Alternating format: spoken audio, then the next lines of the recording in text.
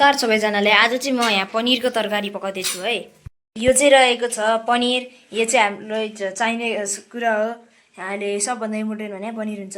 यहाँ मसलाहरू अनि स्वाद अनुसारहरूको अरू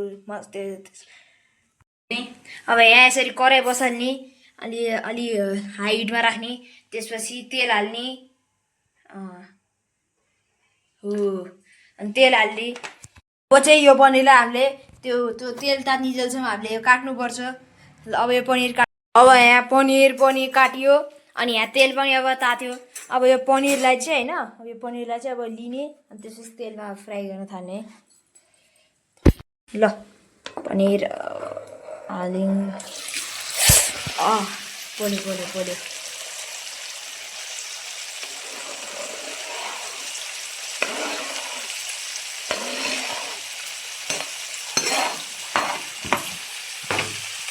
अब एकछिन यसलाई मजाले चलाउने, त्यो तेल सबै पनिरतिर पुऱ्याउने। एउटा हातले अब यो पनिर फ्राई गर्ने। अब त्यसपछि फ्राई राखेपछि अब एकछिनको लागि पकाउने, रातो हुन्जेलसम्म। ल अब चाहिँ यहाँ पियाज, मसला, अनि त्यसपछि अदुवा, लसुन, टमाटरको पेस्ट अनि गरम मसला रेडी भएको छ। अनि त्यसपछि चाहिँ यहाँ यस्तो रातो पनिर भएपछि चाहिँ तारेर निकाल्ने। एकदमै इम्पोर्टेन्ट हो है। अब चाहिँ यहाँ तेलबाट अब पनिर निकालेपछि पनिर चाहिँ यसरी छेउमा राख्ने। अनि बल्दै यहाँ तेल छँदैछ, त्यही भएर यहाँ अब मेथी अनि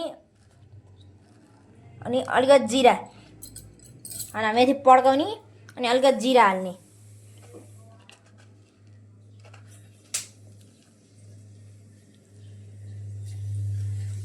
हो, अनि यो पनि हाल्ने।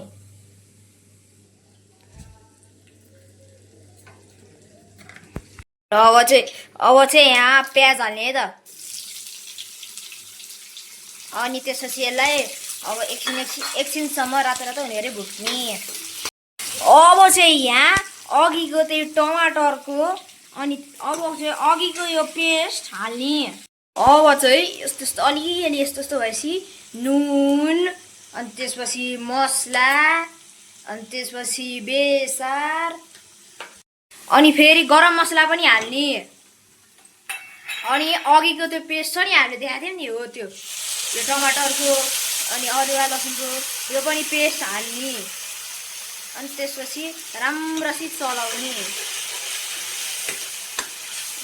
चलाउनुपर्छ। यो अलिकति बाक्लो ग्रेभी भइरहेको। अब यतिको ग्रेभी भएपछि यहाँ पनिर राखेर मजाले चलाउने।